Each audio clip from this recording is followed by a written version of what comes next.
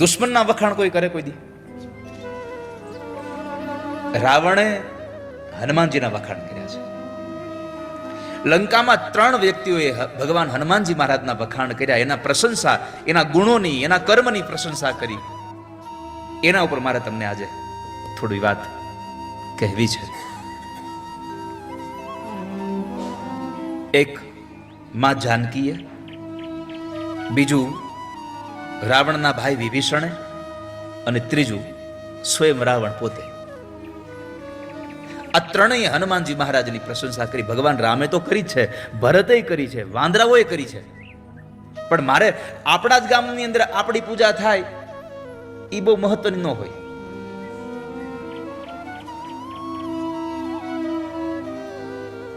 આપણા ગામના માણસની મહત્તા 12 ગામ પણ ગવાય, એ બહુ મહત્વનું છે. તો રાવણના મોઢેથી હનુમાનજી મહારાજની પ્રશંસા નીકળે એટલે સમજવું કે આ કઈ સામાન્ય વસ્તુ નથી. નહીં તો ઘણા તો આપણા હગાના વખાણ ન કરી શકે. એ હારું કઈ જ ન કે, કોઈ પણ રીતે ન કહી શકે.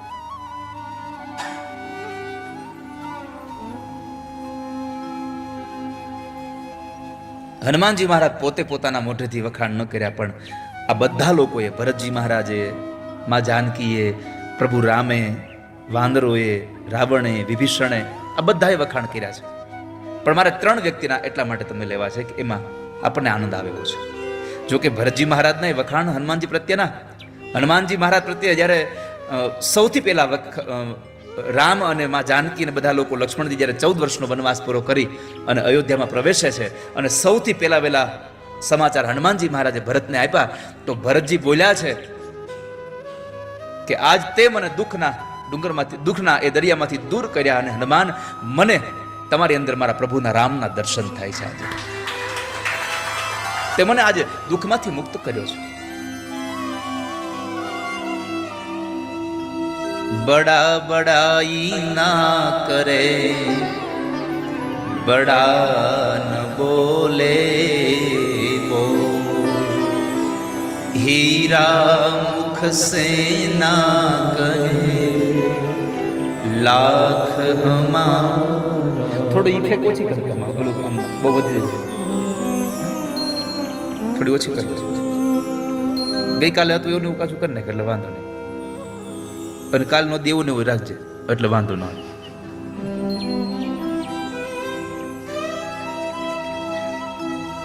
શનિ અમારે બહુ ઓછું આવે આપણી ભેગો.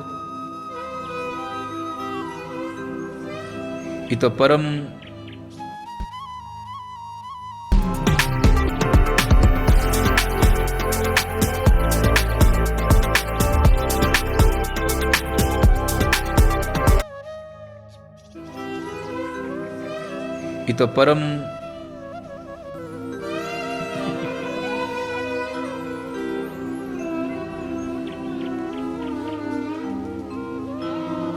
પણ તોય છોકરા આમ આ 4 દી સારું આવ્યું, સારું કહ્યું છે. નહીં તો આ પાર્કે પાદર આવીને બધું ઊભું કરવું બહુ અઘરું સારું. પણ આ રાજને આપણે વખાણ આમ આશીર્વાદ તો દેવા જોઈએ કે આને આવું બધું અહીંયા ગોતી આવ્યું પાછું. હા, આ રાજ અહીંયા આ વિદેશમાં આવું બધું ગોતી આવ્યો. હીરા મુખ સે ના કહે લાખ હમારા.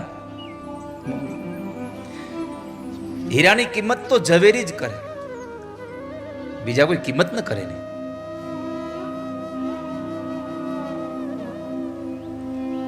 સીતાજીએ હનુમાનજી મહારાજના વખાણ કર્યા, એની પ્રશંસા કરી. સીતાજીએ હનુમાનજી મહારાજને જ્યારે મળે છે, હનુમાનજી સીતાજીને મળવા આવે છે, ત્યારે સંબોધનમાં એક શબ્દ વાપર્યો છે, તાત.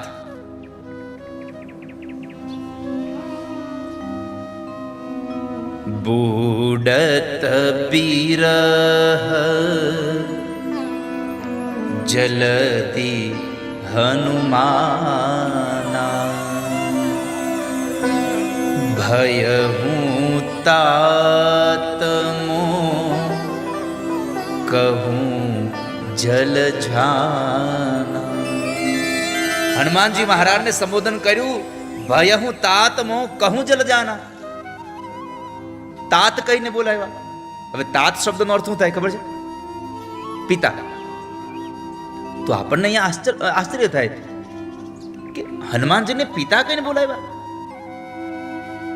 મહાભારતમાં પણ યુધિષ્ઠિર માટે દાદા ભીષ્મ પણ તાત શબ્દ વાપરે છે ગુરુજી. હે તાત. તો અહીંયા કહ્યું તાત. વાલ્મીકી રામાયણમાં શબ્દ વાપર્યો છે યદિ ત્વમ મન્યસે તાત.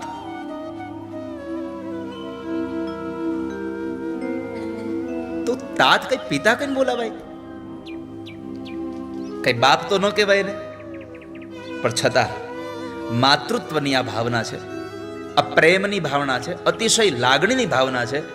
આ સૌ માતાઓ અહીંયા બેઠા છો, આ બધાએ તમારા જીવનમાં અનુભવ્યું હશે સંતાન પ્રત્યે. જ્યારે જ્યારે તમને બહુ પ્રેમ થાય તે આ મારો બાપો છે, મારો બાપો છે. છોકરાઓને બાપ કહીને તમે સંબોધો છો ક્યારેક ક્યારેક.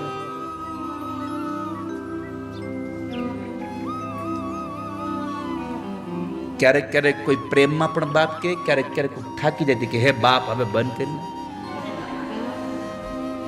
પણ અહીંયા પ્રેમની ભાવનાથી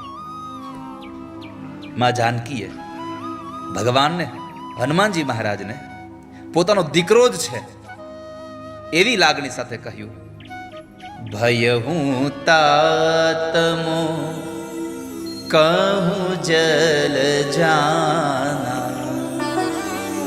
હે તાત, વિરહના સમુદ્રમાં ડૂબતી મારા માટે થઈ અને તું વહાણ રૂપ બનીને આવ્યો છે. જ્યારે હનુમાનજી ભગવાનનો સંદેશો લઈને આવ્યા અને માને સંદેશો આપ્યો પરમાત્માનો, ત્યારે માં દુઃખમાંથી દૂર થયા. એટલે કહ્યું યદિ ત્વમ મન્યસે તાત, તારાથી મને થોડી શાંતિ મળે છે, મને મારા દુઃખમાંથી મુક્તિ મળે છે. એટલે હું તને કહું છું વિશ્રાંત સ્વો ગમિષ્યસી. થોડીક વાર તું વિશ્રામ લે, થોડીક વાર રોકાઈ જાય. બહુ ઉદ્યમ કર્યો તો હનુમાનજી મહારાજે. સમુદ્રને ઉલ્લંઘીને બહાર જવું છે, વચ્ચે આટલા આટલા સંકટો આવ્યા, પણ આ બધામાંથી મુક્ત થતા થતા થતા થતા હનુમાનજી છેક મા પાસે પહોંચ્યા. માએ જોયું કે આ છોકરાએ બહુ ઉદ્યમ કર્યું છે, એટલે મા બોલ્યા કે જો મારું માન તો થોડોક વિશ્રામ લઈ લે. વિશ્રાંત સ્વો ગમિષ્યસી. આ બે વાક્યોથી માં જાનકી હનુમાન પ્રત્યેનો પોતાનો અહોભાવને પ્રગટ કરે છે. આપણને સૌને બતાવે છે કે હનુમાનનું વ્યક્તિત્વ કેટલું છે. સૌથી અગત્યની વાત એ છે કે કોના મોઢે વખાણ થાય છે ને એ અગત્યનું છે. ભાગવતના મહાત્મ્યમાં શૌનકોએ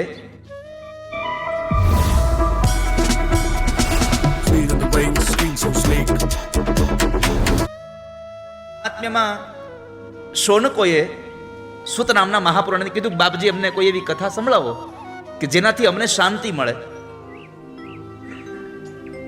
અને પછી સુતજી ભાગવત કથા કહેવા તૈયાર થયા અને સુતજી એક વાક્ય વાપર્યું કે હું તમને કથા કહેવા જઈ રહ્યો છું. એ કથા દેવર્ષિ નારદે સાંભળી છે. જે નારદે સાંભળી છે એ કથા હું તમને કહું છું. જે સુખદેવજીએ મને સંભળાવ્યું છે એ કથા હું તમને કહું છું. સુખદેવના મોઢે સાંભળ્યું છે એ કથા તમને કહું છું. અહીંયા આ બે વાત, નારદે કથા સાંભળી એ તમને કહું છું અને સુખદેવજીએ જે મને સંભળાવ્યું એ હું તમને કહું છું. આનું એટલા માટે નામ લેવામાં આવ્યું કે જો કોઈ બીજા ત્રીજા વ્યક્તિનું, સામાન્ય વ્યક્તિનું નામ લીધું હોત તો કદાચ કથાનો આટલો મહિમા ન જાગ્યો હોત.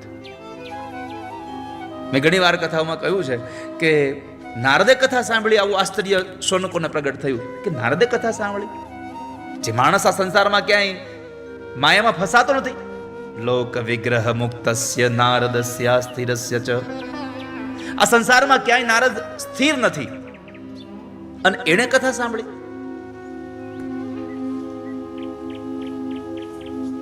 પણ આશ્ચર્ય એટલા માટે થયું કે નારદે કથા સાંભળી.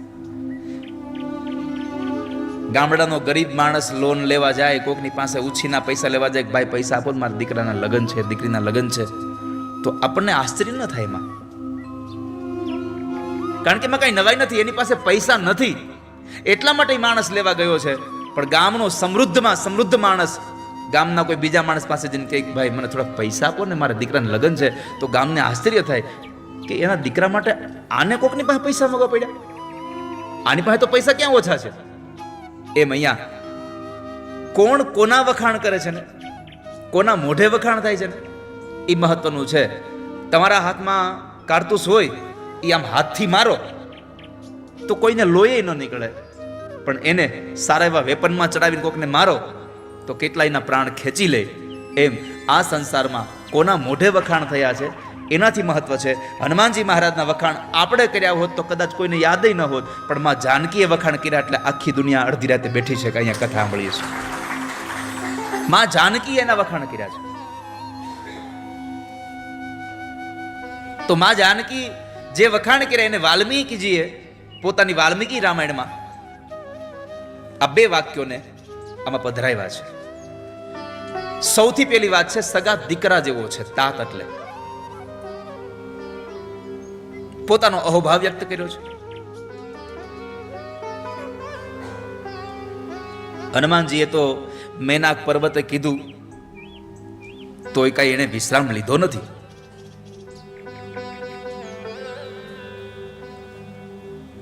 અને દુનિયામાં એકવાર હાથમાં કામ લીધું પછી એને મૂકવું નહીં, એવો જો કોઈની પાસેથી સંદેશો લેવો હોય તો એક હનુમાન પાસે છે. આપણે તો કેવું થાય ખબર, અડધે પહોંચ્યા પછી એમ થાય કે હાલું નહીં થાય, આપણે પછી મૂકી દઈએ, આપણે નથી રમતા, કે આ નહીં થાય મારાથી. કામ હાથમાં લેવું નહીં, અને લેવું તો પછી અંત સુધી એને મૂકવું નહીં ક્યારેય. અનારંભો હિ કાર્યાણમ પ્રથમં બુદ્ધિલક્ષણમ આરબ્ધસ્ય અંતગામિત્વમ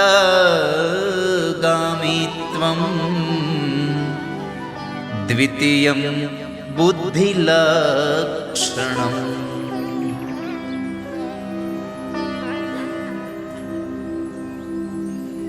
કોઈ પણ કાર્યની બરાબર મીમાંસા કર્યા પછી, કોઈ પણ કાર્યને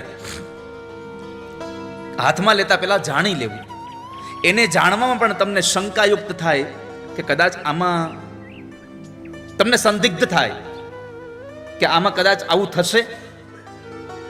જો તમને કોઈ પણ કાર્યમાં એ કાર્ય કરતા પહેલા શંકા જાય અને એ કાર્ય કરવાનું તમે છોડી દો તો એ તમારી પ્રથમ બુદ્ધિ છે. સૌથી બુદ્ધિનું લક્ષણ એ છે કે તમને એમ થાય કે આમાં નહીં થાય આ કામ પૂરું, એ છોડી દઈએ, કામને હાથમાં જ ન લઈએ.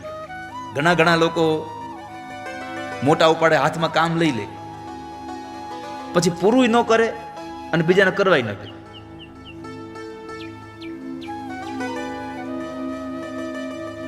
તો પહેલી બુદ્ધિનું લક્ષણ એ છે કે કામ હાથમાં લેતા પહેલા જોઈ લેવું. જામવાનને પૂછ્યું હતું હનુમાનજીએ કે આ કામ મારાથી થાય, દરિયો મારાથી ઉલ્લંઘાઈ જશે? બાકી તો ઘણા બધા લોકો હતા બાજુમાં, એને કીધું કે હું જાઉં પણ સામે કિનારે જાઉં, પાછો નહીં આવ્યો. વાંદરોમાં ઘણા એવા બળવાળા હતા, તો એને બધાએ પોતાનો મંતવ્ય રજૂ કર્યા કે હું જઈશ પણ સામે કિનારે પહોંચ્યા પછી હું પાછો નહીં આવી ગયો, એટલે સંદેશો નહીં આપી ગયો. હનુમાનજી મહારાજે પૂછ્યું આ કામ મારાથી થશે જામવાનજી? જામવાને કીધું તમારાથી થશે. એને પોતાના કાર્યને જાણ્યું અને પછી એ કાર્યને હાથમાં લીધું છે.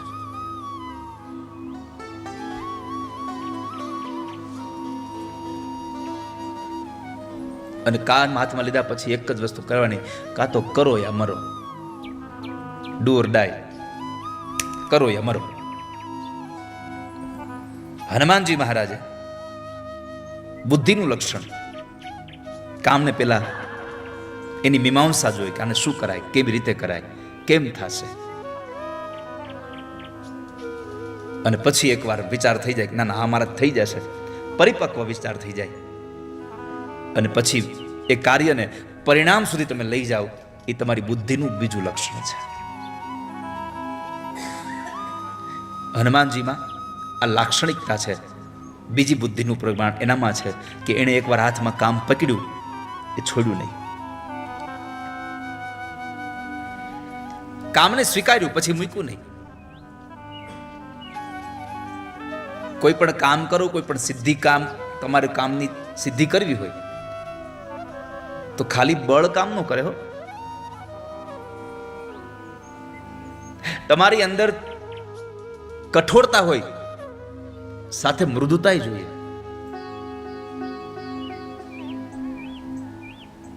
મૃદુતા વગરની કઠોરતા હાવ નકામી છે. લોખંડ આટલું બધું કઠોર છે, પણ જો એમાં મૃદુતા ન હોય તો તમે ઘાટ ન ઘડી શકો.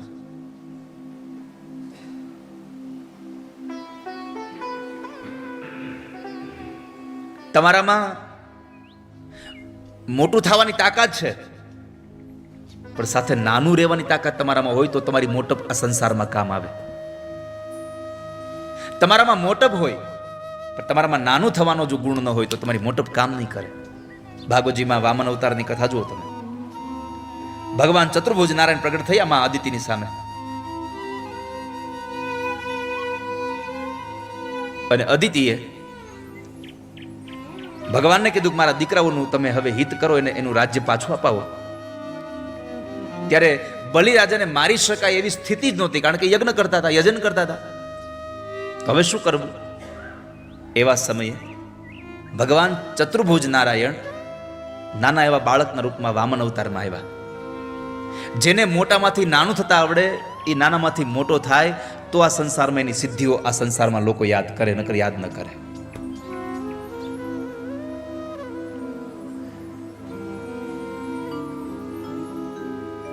તો હનુમાનજી મહારાજની મહત્તા કેટલી!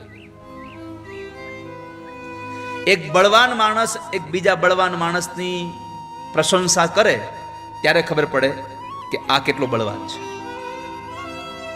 માએ કહ્યું કે મારા વિરહના સમુદ્રમાંથી મને તારવા માટે તું મારી ઘોડી, તું મારા વહાણરૂપ છો. હવે માને વિરહ થયો. સામાન્ય દુઃખ હોય, મોટા માણસને સામાન્ય દુઃખ થાય ને એને ખબર ન હોય, પણ મોટા માણસને જ્યારે દુઃખ થાય ને ત્યારે સમજવું આ દુઃખ બહુ મોટું છે.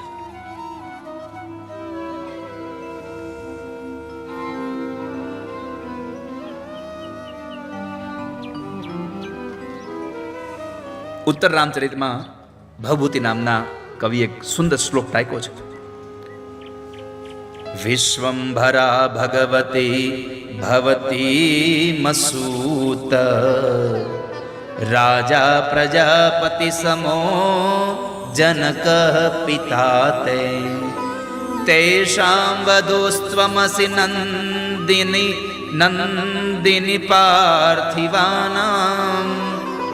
येषां कुलेषु सविता च गुरुर्वयं च विश्वंभरा भगवती भवती मसूतः.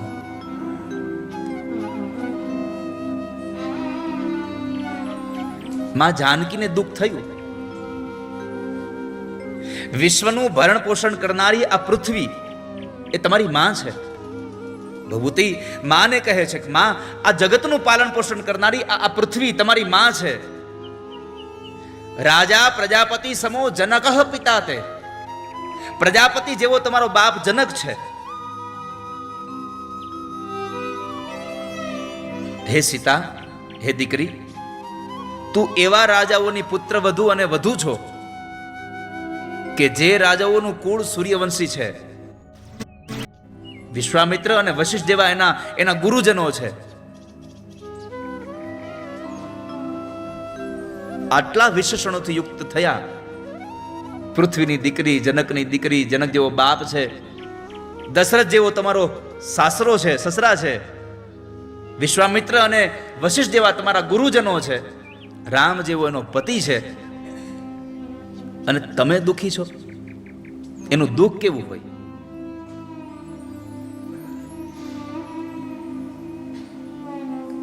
જેના ઘરમાં બધું જ હોય એને ભૂખ્યું રહેવું પડે, છતાં એને ભૂખ્યું રહેવું પડે તો એની દશા કેવી હશે? અહીંયા આટલું બધું પ્રમાણ આપ્યા પછી કીધું કે આ બધાને સુખ આપવા વાળા માણસ છે ને એના ઘરની એક પુત્ર વધુને તમારે દુઃખી થવું પડે તો તમારું દુઃખ કેવું હશે? હવે જો સીતાજીનું દુઃખ આટલું મોટું હશે તો સીતાજીના દુઃખને દૂર કરવા વાળા હનુમાન કેટલા મોટા હશે?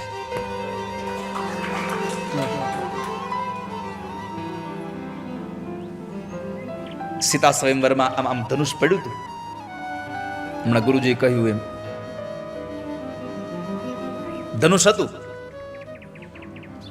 અને એ ધનુષને ભગવાન રામે આમ પલભરમાં તોડી નાખ્યું અને પછી પરશુરામજી મહારાજનો પ્રવેશ થાય છે.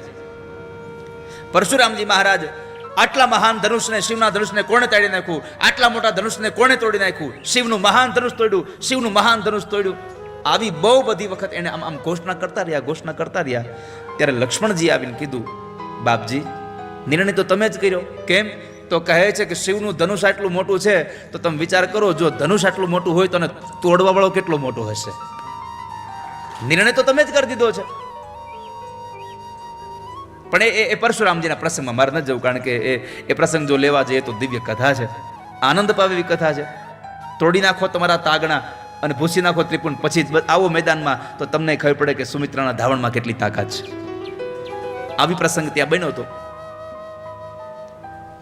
પણ સીતાજી, જો સીતાનું દુઃખ આટલું મોટું છે તો એના દુઃખને દૂર કરવા માટે થઈને સીતાજી એમ કહેતા હોય કે તું થોડોક અહીંયા વિશ્રામ લે તાત, મને તારા આવવાથી મને જરા શાંતિ મળે છે, મને સુખની અનુભૂતિ થાય છે. જયતિ જગતિ માયા યસ્ય કાયાદવસ્તે. ભક્તિ એમ કહે છે કે નારદજી તમને જોયા ને અને તમારા શબ્દોથી મને શાંતિની અનુભૂતિ થાય છે, મને સાંત્વના મળે છે. એમ અહીંયા માં જાનકી કહે છે, હનુમાન તમારાથી મને આજે શાંતિ મળે છે, તમારું સાનિધ્ય મળ્યું, સાનિધ્યાત તવ, તમારું સાનિધ્ય મળ્યું ને મને શાંતિની અનુભૂતિ થાય. સામાન્ય ઉથલ પાથલ આ સંસારમાં થાય ને તો પૃથ્વી ન ડગે. ફટાકડો બોમ્બ ફોડો તો ધરતી ડગે કોઈ દિવસ, પણ ભૂકંપ અને જ્વાળામુખી આવે તો પછી ધરતી પણ ડગે. પૃથ્વીમાં પ્રલય આવે ત્યારે પૃથ્વી ચલિત થાય છે. તો તમે કલ્પના કરો કે જે પૃથ્વીમાં પ્રલય આવે ત્યારે જ એ પૃથ્વી ચલિત થાય, તો એની દીકરીને જ્યારે આટલું દુઃખ પડ્યું છે તો દુઃખ કેટલું મોટું હશે. શોકસ્યાસ્યા પ્રમેયસ્ય મુહૂર્તમ સ્યાદપેક્ષય. હે કપિ શ્રેષ્ઠ, તમારી ઉપસ્થિતિમાં મારા અમાપ શોક અને અગણિત દુઃખ છે એ વિશ્રાંતિ લે છે. આ વાતથી એક નામ ભગવાનનું ચરિતાર્થ થયું, સંકટ મોચન, કષ્ટભંજન. આ નામ ભગવાનનું યથાર્થ છે. ખાલી આપણે બોલીએ છીએ સંકટ મોચન છે, સંકટ મોચન નામ તિહારો, ખાલી બોલતા નથી આપણે. અહીંયા માં જાનકીએ સાબિત કરી બતાવ્યું કે મારા દુઃખને દૂર કરવા માટે તારી ઉપસ્થિતિ અહીંયા સાનિધ્યાત તવ, તારું સાનિધ્ય મારા દુઃખને દૂર કરવા વાળું છે. મારા શોકને, અમાપ શોકને, અમાપ શોક અને અગણિત દુઃખ, એને પણ એને દૂર કરવા માટે તે વિશ્રાંતિ લે છે. આ વાતથી હનુમાનજી સંકટ મોચન છે એ ચરિતાર્થ થાય છે. પણ એક વાત કહેતા આનંદ થાય છે તમને કે આ વાક્ય માં જગદંબા બોલે છે એના કરતા જગદંબાને બોલવું પડ્યું એના માટે હનુમાનજીના કાર્યનું પ્રમાણપત્ર છે. કોઈ કાર્ય ન કરો તો પ્રમાણપત્ર કોણ આપે તમને? શક્તિનું પ્રમાણ માં આપે છે કે તારામાં આટલી શક્તિ ભરી છે. યશ પ્રાપ્ત કરવા અને જાનકી મોચન કાર્યને પરિણામ સુધી પહોંચાડવામાં આપ એકલા પણ પર્યાપ્ત સમર્થ જ છો, એમાં કોઈ સંદેહ નથી. મારા દુઃખને દૂર કરવા માટે થઈ અને મને રામ સુધી પહોંચાડવા માટે તમે એકલા જ છો અને પર્યાપ્ત છો. એટલે શબ્દ વાપરો પર્યાપ્ત, પરવિરઘ્ન. શત્રુઓના એ ઝુંડોને, શત્રુઓના એ ટોળાઓને તમે મારવા માટે થઈ અને પર્યાપ્ત છો. આ હનુમાનજીનું શૌર્ય અહીંયા બતાવે છે. કે રાવણના સેનાના એ બધા લોકોને મારવા માટે હનુમાન તમે એકમાત્ર પર્યાપ્ત છો, બીજા કોઈની અહીંયા આવશ્યકતા જ નથી, તો હનુમાનજીમાં શૌર્ય કેટલું હશે. અને પછી માએ એનું દુઃખ દૂર કર્યું, એટલે માએ આશીર્વાદમાં આપ્યું. શું કીધું? અષ્ટ સિદ્ધિ નવ નિધિ કે દાતા. હું તને અષ્ટ સિદ્ધિ આપું છું, નવ નિધિ તને આપું છું. આટલું જ નહીં હો, અષ્ટ સિદ્ધિ ને નવ નિધિ તને આપી દો એટલું નહીં, પણ એ જ અષ્ટ સિદ્ધિ અને નવ નિધિ તું બીજાને પણ આપી શકે એવું વરદાન પણ તને હારે આપું છું. ભગવાનને પ્રાર્થના કરવી કે ઠાકોરજી ધન ખાલી આપો ને એટલું અમને પર્યાપ્ત નથી, પણ અમારી પ્રાર્થના એટલી છે કે ધનની હારે તમારું આપેલું ધન અમે બીજાને પણ ઉપયોગી થઈ શકીએ એવી બુદ્ધિ અમને હારે આપજો. પરમાત્મા પાસે ખાલી પૈસા ન માગવા, એ પૈસાને વાપરી શકીએ એવો જીવ મળે એવું માગવું. નહીં તો પૈસા ઘણા પાસે છે, વાપરી ન અગે. પૈસા વપરાતા નથી. એકવાર ખીચામાં પૈસા ગયા પછી બહાર નીકળે ત્યાં સુધીમાં પૈસા કહેતા છે કે આની કરતા અમને અહીંયા ગળા ટૂંકો દીધો તો સારું હતું. નીકળે જ નહીં પૈસા બહાર.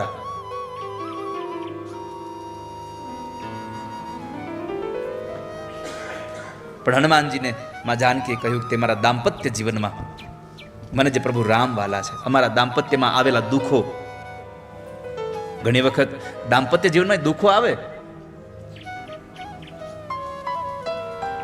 હમણાં ગુરુજીનો જ કીધું પગલા પાડવાનું, અને આપણે જે ઘટના નથી સાંભળી એ ક્યાં શહેરની? સુરતની હતી, ક્યાં નહીં હતી? કે પત્નીએ બરાબર આમ પોતું કરતા હતા અને ઘરવાળો આવ્યો તે પત્નીએ બંદૂકના ધડા કરી દીધો. આમાં પગલા કેમ પાડ્યા? પોલીસ વાળાને મોકલ્યા, જાઓ પકડી આવો એને. ઘણી વાર થઈ આવ્યા નહીં, પોલીસને ફોન કર્યો એના ઉપરી અધિકારી, હજી કેમ નથી આવ્યા? તો કે પોતું નથી હુકાણું હજી.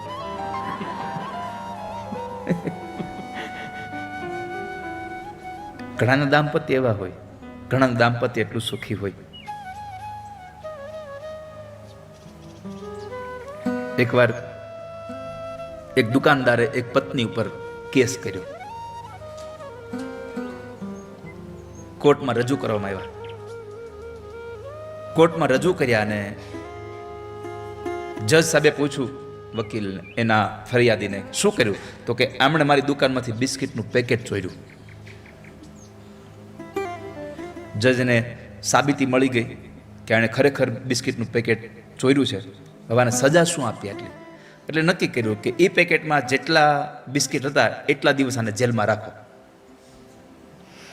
એ પેકેટમાં જેટલા બિસ્કિટ હતા એટલા દિવસ આને જેલમાં રાખો. આવું જજ સાહેબ બોલ્યા ત્યાં એ પત્નીનો ઘરવાળો બોલ્યો કે સાહેબ હારે હારે મમરાનું પેકેટ લીધું હતું. કે હારે મમરાનો છેલ્લો હોત ચોરી. તો જેટલા મમરા નીકળ્યા એટલા દી હજી રાખવાને. કેટલો કંટાળ્યો છે વિચાર કરો તમે.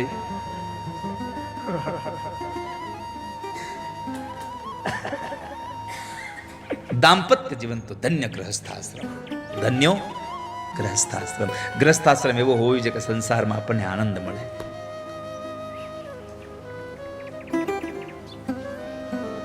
અમે આજ બપોર જમવા બેઠા, હું દાદાને જોતો તો ઓલા લાલાને કીધું, મેં કીધું લાલા ફોટો પાડ્યો.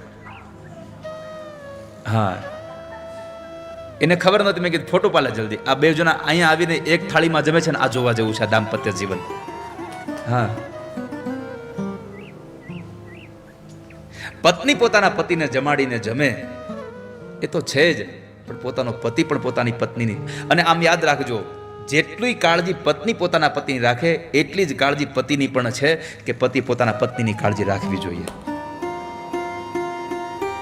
એક સિક્કાની બે બાજુ એટલે પતિ પત્ની.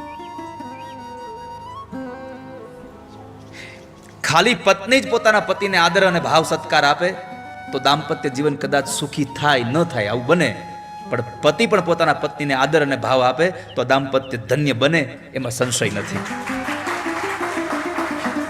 બંને પક્ષમાં.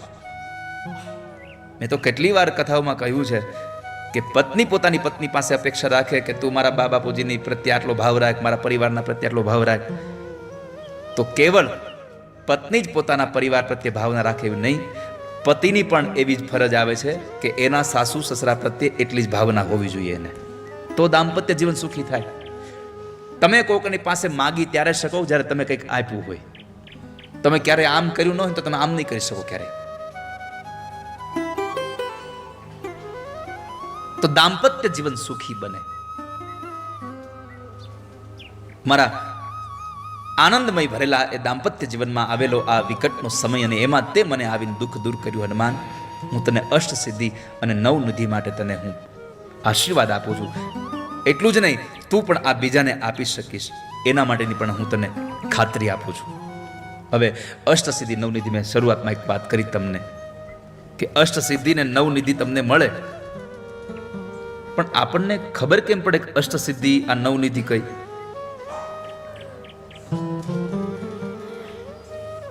શિવજીના અનુગ્રહથી સિદ્ધિઓ પ્રાપ્ત થતી રહી છે, થઈ છે. પણ અમરકોશમાં 8 સિદ્ધિઓ કઈ એના માટે એક શ્લોક લખ્યો. અણિમા મહિમા ચેવ લઘિમા ગરિમા તથા પ્રાપ્તિ પ્રાકામ્ય શિવત્વમ વશિત્વમ ચાષ્ટ સિદ્ધય. 8 પ્રકારની સિદ્ધિઓ છે. અણિમા, મહિમા, લઘિમા, ગરિમા, પ્રાપ્તિ, પ્રાકામ્ય, ઈશિત્વ, વશિત્વ. આ 8 સિદ્ધિઓ છે.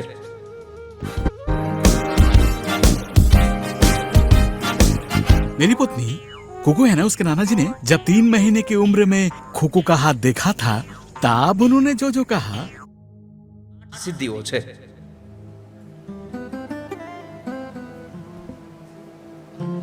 જે માણસ કુંડલિની યોગની સાધના કરીને સિદ્ધિ મેળવે અને સિદ્ધિના શિખરે પહોંચે, પછી 8 સિદ્ધિઓને પ્રાપ્ત થાય. હનુમાનજીની કથામાં, એની લીલાઓમાં યોગિક શક્તિઓનું પણ દર્શન છે. પહેલી વેલી અષ્ટસિદ્ધિમાં અણિમાં છે. અણુ જેવું સૂક્ષ્મ રૂપ લઈ લેવું, અણુ જેવું નાનું બની જવું, એ સૌથી પહેલી વેલી સિદ્ધિ છે. તમારી પાસે ગમે તેટલી વિદ્વત્તા, ગમે તેટલો પૈસો, ગમે તેટલું જ્ઞાન હોય, ગમે તેટલી આવડત હોય, પણ અમુક જગ્યાએ તમે નાના બની જાઓ તો જ તમારા બધા જ પદ પ્રતિષ્ઠાની કિંમત થાય, નકર કિંમત ન થાય. હું તમને એનું પ્રત્યક્ષ ઉદાહરણ આપું કે જેને ભણાવતા હોય એની જ કથામાં પાછું સંચાલન કરી દેવું, એ બહુ અસામાન્ય ઘટના છે. ગુરુજી મને ભણાવે, પણ મારી કથા પહેલા એમ કે આપણે હવે જિજ્ઞાસા દાદાને કહીએ કે કથા આપણને સંભળાવે, આ કેવું બહુ અઘરું છે.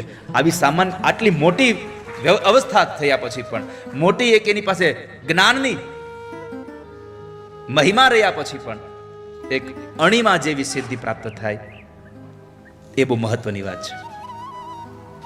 નહીં તો એકવાર 4-wheelમાં બેઠા પછી રિક્ષામાં બેહવું અઘરું થાય બહુ,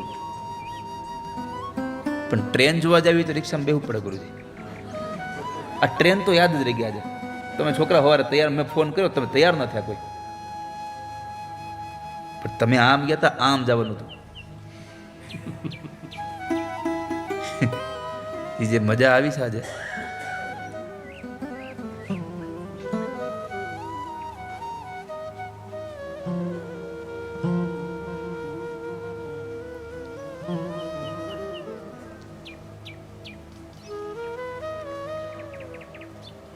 એ કે ધોળા દિવસે તારા દેખાડ્યા. પણ તમે લોકો તો બસમાં ગયા હતા એટલે સીધું તમારે આવી ગયું હતું. તમે લોકો રિક્ષામાં ગયા, તમે બસમાં ગયા હતા ને, એટલે તમારા લોકોને એકદમ સરળ રસ્તો આવ્યો હતો. બોલો, બોલો, બહુ ઓલું આમ આમ અંદર ઉતરવાનું એવું હતું? એવું નહીં આવ્યું હોય તમારે? હે, ન આવ્યું હોય? મને ખબર ને તમારે, તમે ભલે ને કહો હા એમ. તમે ઓલા ટનલ પાસે નીકળ્યા છો, બોલો, હે ને? અમે આ છેડે નીકળ્યા હતા પુલના, અને અમે જે એ 7 સમંદર પાર કરીને આવ્યા છીએ,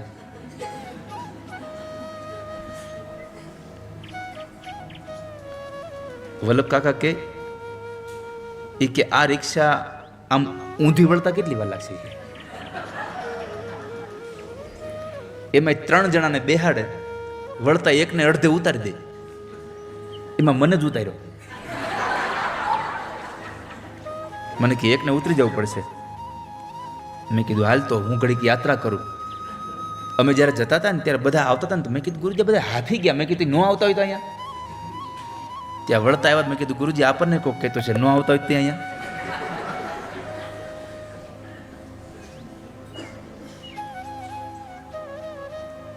અણીમાં જેવી સિદ્ધિ એટલે મોટા થયા પછી પણ નાનું થતા આવડે એની વાત છે.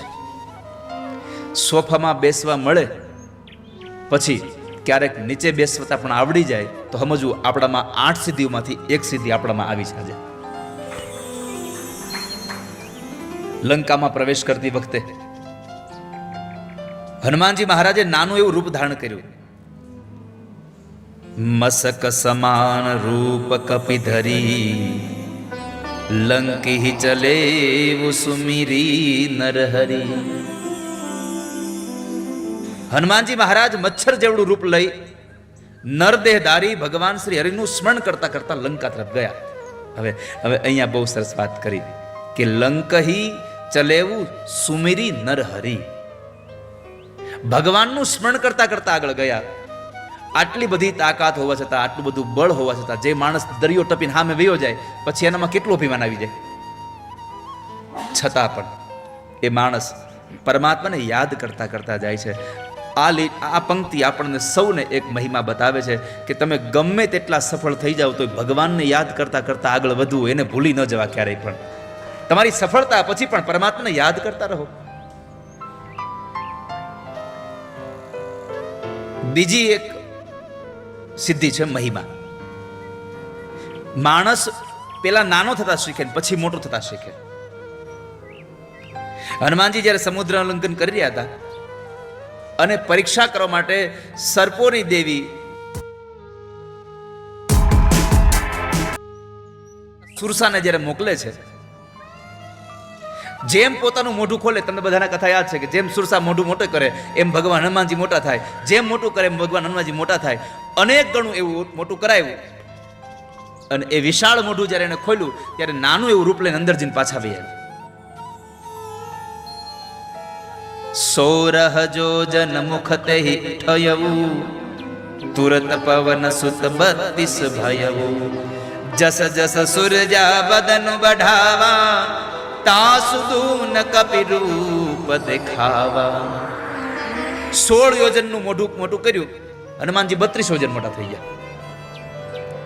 જેમ જેમ સુરસા મોઢું મોટું કરતી જાય એમ એમ હનુમાનજી મહારાજ એનાથી ડબલ મોઢા, એનાથી કદ મોટું કરતા જાય. આગળ જતા અશોક વાટિકામાં સીતાજીએ હનુમાનજીનું લઘુ સ્વરૂપ જોઈ અને સંદેહ વ્યક્ત કર્યો કે માયાવી અને બળવાન રાવણ સામે આવા નાનકડા વાનરનું ગજુ શું? ત્યારે હનુમાનજીએ માતા સમક્ષ પોતાનું એકદમ વિરાટ સ્વરૂપ પ્રદર્શિત કર્યું.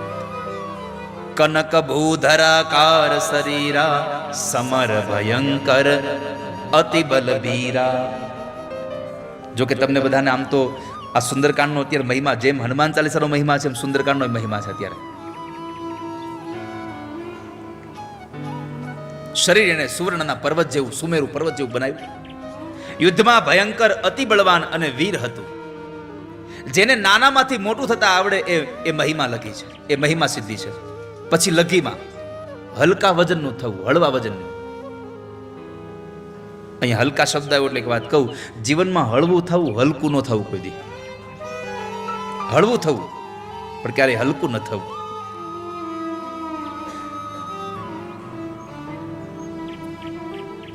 માણસ જરા હળવો બને. અને જ્યારે હનુમાનજી મહારાજ સમુદ્ર કરતા હતા એ અત્યંત હળવા થઈ ગયા હતા. રામાયણમાં લખ્યું છે કેટલા હળવા હતા, તો કહે છે કે અશોક વાટિકામાં લંકામાં ગયા પછી વૃક્ષના ડાળી ઉપર નહીં, વૃક્ષના પાંદડા ઉપર ગુરુજી બેઠા છે. હવે વૃક્ષની ડાળી ઉપર બેસે તો એનું વજન હોય, પણ વૃક્ષના પાંદડા ઉપર બેસવું એટલે વૃક્ષના પાંદડાની અંદર બેસી પાંદડાની પાછળ સંતાઈને એ સીતાજીનું નિરીક્ષણ કરતા હતા. તરુ પલ્લવ મહુ રહાલુકાઈ કરઈ વિચાર કરો કા. વૃક્ષના પાંદડામાં છુપાઈ રહ્યા અને વિચાર કરવા લાગ્યા કે ભાઈ શું કરું. અહીંયા તરુ પલ્લવ શબ્દ છે ગુરુજી, એટલે એક વચન છે. પલ્લવ એટલે એક વચન. એક પાંદડાની પાછળ સંતાવું એટલે તમે વિચાર કરો કેટલા નાના થઈ ગયા છે, કેટલા હળવા થયા છે. હલકા પુલકા થઈ અને પછી સમુદ્ર લંઘન કર્યું. તમારે કોઈ જગ્યાએ મોટું થવું, કોઈ જગ્યાએ નાનું થવું. પછી છે ચોથી સિદ્ધિ છે ગરિમા. શરીરની ઘનતા વધારીને પર્વત જેટલા ભારે થવાની યોગ્યતા.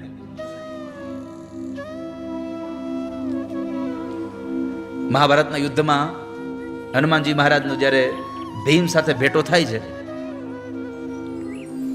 અને પાંડવો જ્યારે વનવાસમાં જતા હતા ત્યારે ગંધમાદન પર્વત ઉપર હનુમાનજી વિશ્રામ કરતા હતા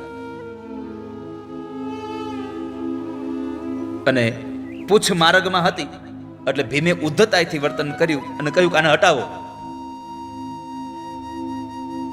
હનુમાનજીએ વિનંતી કરી કે વૃદ્ધાવસ્થાને કારણે હું પરિશ્રમથી લઈ અને થાકી ગયો એટલે અહીંયા હું સૂતો છું ને મારાથી હવે આ પૂછ આમથી આમ લેવાતું નથી. એક કામ કરો, તમે જરાક આ પૂછને ફેરવી નાખો. અને એ પૂછ એનાથી હલ્યું નહોતું. ભીમમાં આટલું બધું બળ હતું છતાં પણ એ હનુમાનજી મહારાજના પૂંછને ખસેડી શક્યો નતો. જ્યારે સમય આવે ત્યારે ભારે થઈ જવું, કઠોર થઈ જવું.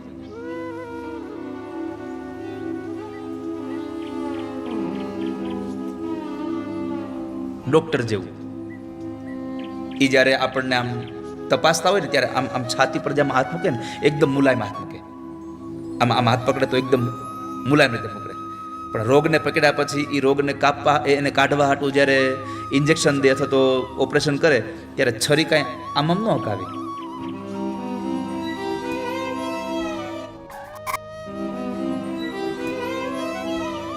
કઠોર થઈ જાય.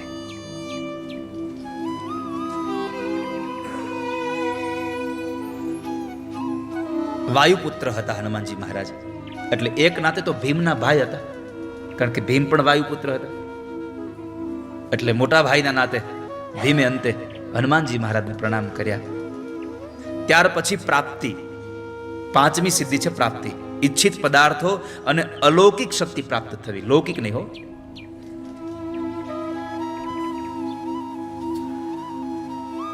પ્રાપ્તિનો એક અર્થ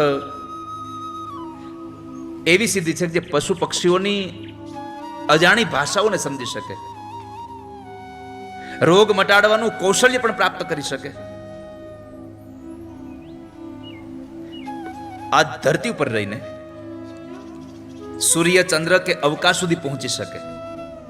ભવિષ્ય કથન, દૂરદર્શન, દૂરશ્રવણ, દૂરસંવેદના, ટેલિપેથી. તમે અહીંયા યાદ કરો ને આપણે એ જ સમયે આપણને કોઈકને ફોન, આપણે કોઈકને યાદ કરતા હોય ને એ જ સમય બરાબર એનો ફોન આવે તો આપણે નથી કહેતા ઓહો મારી યાદ તમારા સુધી પહોંચી ગઈ. તો આવા અનેક પ્રકારની આપણામાં સિદ્ધિઓ ઉપડ્યું. હવે અંદરથી પોતે ધક્કો મારે છે કે તું મને ગા, મને ગા, મને ગા. હવે 7 દિવસનું હોય એ 5 દાડામાં, અને આમ પણ 7 દિવસ તો શું હરિ અનંત, હરિ કથા અનંતા. આ 5 દિવસ તો શું કદાચ 5 ભવ સુધી હનુમાનજીના ગુણોને ગાઈએ ને તોય ખૂટે એમ નથી. એટલા ભગવાનના ગુણો આ સંસારમાં ભર્યા છે, સમાજમાં ભર્યા છે. તો નિત્ય હોય એ જ નિત્ય સેવા કરી શકે. આણે એમ કહ્યું કે મારી નિત્ય સેવા તમારામાં રહે, નિત્ય મારો ભાવ તમારામાં રહે. અને એ હનુમાનજી મહારાજને ભગવાન રામે સૌથી પહેલા આશીર્વાદ આપ્યા છે, હું તને ચિરંજીવ બનાવું છું, જા. આ સંસારમાં હનુમાનજી જીવે છે. અશ્વત્થામા બલિર્વ્યાસો હનુમાનસ વિભીષણ. વિભીષણ એ જીવે છે. જીવવાનો અર્થ એવો ન સમજતા હો કે હા આ શરીર હોય એને જીવતા કહેવાય. જેના ગુણો આ સંસારમાં જીવે છે ને એ હજી જીવે છે. આ સંસારમાં હજી જીવે છે સંસારમાં. તો હું તને સૌથી પહેલો આશીર્વાદ આપું, તું ચિરંજીવ થા, ચિરાયુ થઈશ. એટલે ભગવાન હનુમાનજી મહારાજ આ સંસારમાં ચિરાયુ છે, ચિરંજીવી છે, એટલે નિત્ય ભગવાનમાં એની સેવા છે. આપણે જેવાય કેવું પડે કે બ્રાહ્મણોને ગોરબાપા આશીર્વાદ આપો, સારું લાંબુ જીવીએ, ગોરબાપા આશીર્વાદ આપો, આ ઢાંકણીનો દુખાવો વયો જાય. મને ઘણા આવીને કે તમે કંઈક કરો ને આ દુખાવો બંધ થઈ જાય. મેં કીધું હું આનો ડૉક્ટર નથી, હું તો જે મનથી ભાંગી ગયા હોય એનો ડૉક્ટર છું. હા, હાડકું તૂટે તો હાડકાના ડૉક્ટર પાસે જવું પડે, હૃદય ખરાબ થાય તો હૃદયના ડૉક્ટર પાસે જવું પડે, બીજા કોઈ રોગ થાય તો એની પાસે જવું પડે. જેને મનનો રોગ લાગી જાય ને, મનનો, જે મનથી ભાંગી ગયા હોય ને, કાયર થઈ ગયા હોય ને, એને અમારી કથામાં આવવું. આ કથાના માંડવા છે ને એ મનથી ભાંગેલાને ઊભા કરવાનું દવાખાનું છે મારું. જે મનથી ભાંગ્યા છે કે મારાથી આમ ન થાય, આમ ન થાય, એને ઊભા કરવાનું આ દવાખાનું છે મારું. તો હનુમાનજી ચારે ચાર યુગમાં છે, ચિરંજીવ છે, ચારે ચાર યુગમાં છે. એનું પ્રમાણ આપીને તમને કથાના અંતિમ વિશ્રામમાં લઈ જાઓ. સતયુગમાં ભગવાન શિવ તરીકે રહ્યા, કારણ કે હનુમાન એ શિવનો જ અવતાર હતા, તો સતયુગમાં ભગવાન શિવ તરીકે હતા. બીજું, ત્રેતાયુગમાં રામદૂત તરીકે હનુમાનજી પોતે આવ્યા છે. દ્વાપર યુગમાં અર્જુનના રથની ઉપર હનુમાનજી મહારાજ ધજા ઉપર બિરાજ્યા છે. અને કલયુગમાં આ શ્રોતાઓની મધ્યમાં, કથાની મધ્યમાં, કારણ કે જ્યાં જ્યાં પરમાત્માની કથા છે ત્યાં ત્યાં હનુમાનજી નિત્ય બિરાજે છે. આ સંસારમાં હનુમાનજી ક્યાં સુધી રહેશે? તો હનુમાનજી કહ્યું છે કે જ્યાં સુધી આ સંસારમાં પ્રભુ રામની કથા રહેશે ત્યાં સુધી હનુમાન આ સંસારમાં રહેશે. જ્યાં પણ કથા હોય, યત્ર યત્ર રઘુનાથ કીર્તન, જ્યાં જ્યાં ભગવાનનું કીર્તન થાય છે ત્યાં ત્યાં પરમાત્માના અંશરૂપી આ હનુમાનજી આવીને બિરાજે છે. તો સતયુગમાં શિવ, ત્રેતામાં હનુમાનજી પોતે, દ્વાપરમાં અર્જુનના રથ ઉપર, અને કળિયુગમાં પોતે આ સંસારમાં સેવકના રૂપમાં કોઈ પણ જગ્યાએ કથામાં આવી અને ભગવાન બિરાજે. પણ આમ તમે જોવા જાઓ ને તો ચારે ચાર યુગમાં એણે ભગવાનની કથા તો મૂકી જ નહીં હો. ચારે ચાર યુગમાં ભગવાનની કથા તો મૂકી જ નહીં. જ્યારે શિવના રૂપમાં હતા ત્યારે પાર્વતીને ભગવાન પોતે કથા સંભળાવે, પ્રભુના ગુણાનુવાદ ગાય છે. જ્યારે ત્રેતા યુગમાં આવ્યા ત્યારે હનુમાનજી સ્વયં પોતે પ્રભુના ગુણાનુવાદને સાંભળે છે. અર્જુનના રથના ધજા ઉપર જ્યારે બેઠા છે ત્યારે કૃષ્ણએ જે ગીતાજી ગાય અને સંભળાવ્યા એ ગીતાજીને ભગવાન હનુમાનજીએ સાંભળ્યા. અને આ કલયુગમાં જ્યારે જ્યારે મારા જેવા આવી કથા કરતા હશે વક્તાઓ, જ્યારે જ્યારે પ્રભુની વાતો થતી હશે એ વાતોને સાંભળવા માટે થઈને હનુમાનજી આવતા હશે. તો હનુમાનજીએ ચારે ચાર યુગમાં ભગવાનની કથાને તો છોડી જ નથી. આપણને આ સમય આ ઉપદેશ કરે છે કે તમે જ્યારે જ્યારે આવો ત્યારે પ્રભુની કથા સાંભળજો, જ્યારે જ્યારે મળે સમય ત્યારે પ્રભુની કથા રાખજો. વાલા ભક્તજનો, આ ચારેય યુગમાં જેમણે કથા અને સત્સંગ શરૂ રાખ્યો છે, હનુમાનજી બધે વ્યાપક છે. કારણ છે એ પવન પુત્ર છે. આ દુનિયામાં જળ અમુક જગ્યાએ હોય, પૃથ્વી અમુક જગ્યાએ હોય, પણ આ સંસારમાં વાયુ અમુક જગ્યાએ હોય એવું તમે નહીં કહી શકો. વાયુ બધે જ છે, ક્યાં નથી આ સંસારમાં. હનુમાનજી બધે વ્યાપક છે. તો એ હનુમાનજી આપણે અહીંયા સર્વત્ર થયા, સદા થયા, અને હનુમાનજી સર્વમાં થયા છે, બધામાં છે હનુમાનજી. ચારે ચાર વર્ણના, ચાર યુગમાં છે એવું નહીં, ચારે ચાર વર્ણની અંદર પણ હનુમાનજી છે. વર્ણની વાત એવી ન સમજો અત્યારે જે આપણે જ્ઞાતિવાદ ઉપર વર્ણ લઈ ગયા એ નહીં. સાચો જ્ઞાન એ વર્ણ વ્યવસ્થા તો કર્મ ઉપર છે, કર્મનું વિભાજન છે એ. તો ગીતાજીમાં ભગવાન બોલ્યા છે, ચાતુર્વર્ણ્યમ મયા સૃષ્ટમ ગુણ કર્મ વિભાગશઃ. આ ચારે ચાર વર્ણની અંદર પરમાત્મા છે. એમાં તમે જુઓ તો હનુમાનજી મહારાજ જ્યારે વિભીષણને મળ્યા ત્યારે બ્રાહ્મણ બનીને મળ્યા છે.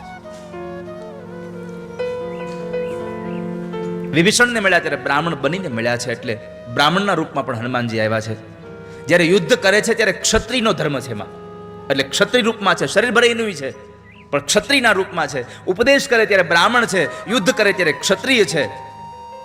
બુદ્ધિની વાત કરે, જ્યારે રાવણની સભામાં એને લઈ ગયા બાંધીને, અને જ્યારે બુદ્ધિની વાત કરી, જ્યારે એણે મંત્રણાની વાતો કરી અને સુગ્રીવને સમજાવે, રાવણને સમજાવે, જ્યારે આવી બુદ્ધિમત્તાની વાત કરી ત્યારે એ માણસ વેશ્ય છે.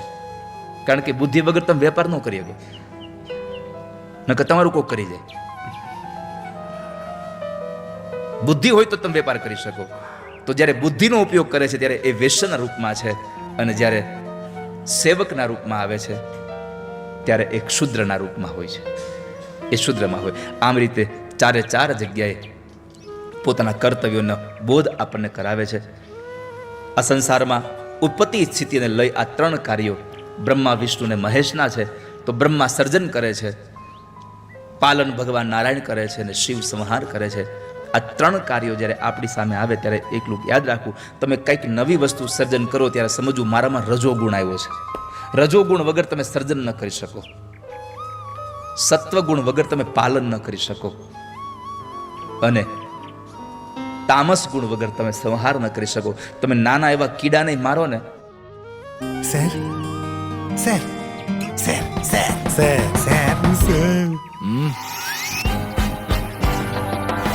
मौत जाइए. हाँ क्यों? मर गए. ये खून तो नहीं. Will you keep shut? સમજવું આપણામાં હવે રુદ્રનો અંશ આવ્યો છે. સર્જન કરો ત્યારે સમજવું બ્રહ્માનો અવતાર આપણા, બ્રહ્માનો અંશ આપણામાં આવ્યો છે. અને જ્યારે તમે કોઈનું પાલન પોષણ કરો, તમે કોઈને મદદ કરો, કોઈને જીવવામાં તમે મદદ કરી શકો, ત્યારે સમજવું મારામાં ભગવાન નારાયણનો અંશ આવ્યો છે આજે. તો આ ચારે ચાર વર્ણમાં આપણને હનુમાનજી પોતાના કર્તવ્યનો બોધ કરાવે, અને એ ચાર આશ્રમો, ચાર યુગો, ચાર વર્ણની આવી અનેક વાતો, હજી તો બહુ બધી વાતો અમારી પાસે લખેલી પડી છે, પણ એ બધી જ હવે આ રામના શબ્દોમાં, છેલ્લે ભગવાન રામના શબ્દોમાં જ કહીએ તો એક એક તારા ઉપકાર હનુમાન હું કેમ પૂરા કરું એની મને ખબર નથી પડતી. હનુમાન રામજીએ ત્યાં સુધી કીધું છે કે હું મારો પ્રાણ આપી દઉં ને તોય તારા ઋણમાંથી મુક્ત થઈ શકું જ નથી. પ્રભુ રામ ગદગદિત સ્વરે બોલ્યા છે કે હનુમાન, તે એટલા ઉપકાર મારા ઉપર કર્યા છે કે હું મારો સ્વયં પ્રાણ તને આપી દઉં તોય હું તારા ઉપકારમાંથી મુક્ત થઈ શકું નથી. હું આ જીવનભર તારો ઋણી રહીશ, હું તારો કરજદાર રહીશ. એકૈકસ્યોપકારસ્ય પ્રાણાન દાસ્યામિ તે કપે પ્રત્યક્ષમ ક્રિયમાણસ્ય શેષસ્ય ઋણિનો વયમ. હું શેષ એટલું કહેવા માંગુ છું હનુમાન કે જીવનભર હું તારે ત્યાં તારો ઋણી બની રહીશ. હું તારો ઋણી બનીને આ સંસારમાં રહી શકીશ.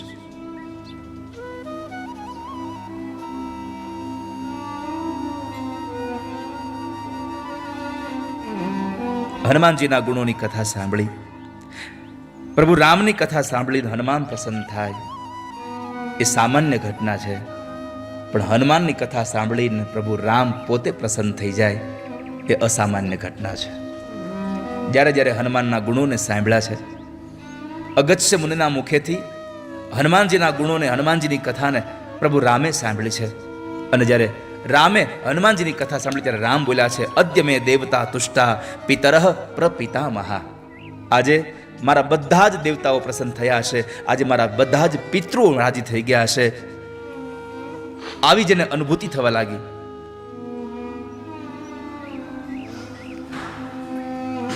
આવો ભાવ જ્યારે મળે, આવી ઘટના 2 વાર હનુમાનની કથા સાંભળી પ્રભુ રામ બોલ્યા કે મારા પિતૃઓ તૃપ્ત થયા હશે. અને જ્યારે બલિરાજા યજ્ઞ કરતા હતા અને વામન ભગવાન આવે છે ત્યારે બલિરાજા બોલ્યા છે કે આજ મારા પિતૃઓ તૃપ્ત થયા હશે, તમે મારે ત્યાં પધાર્યા છો. અદ્યનઃ પિતરઃ તૃપ્તા અદ્યનઃ પાવિતમ કુલમ. મારું કુળ પવિત્ર થયું, મારા પિતૃ આજે મુક્ત બન્યા.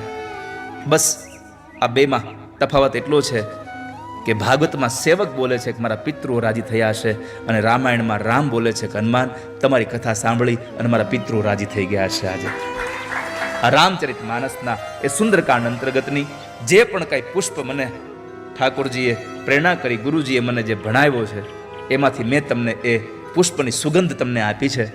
એ સુગંધ તમે સૌ લઈને જાજો, કારણ આ સંસારમાં સુગંધ કોઈની એકની હોતી નથી, સુગંધ બધાની હોય છે. તો એ સુગંધ લઈને તમે અહીંયાથી જાજો.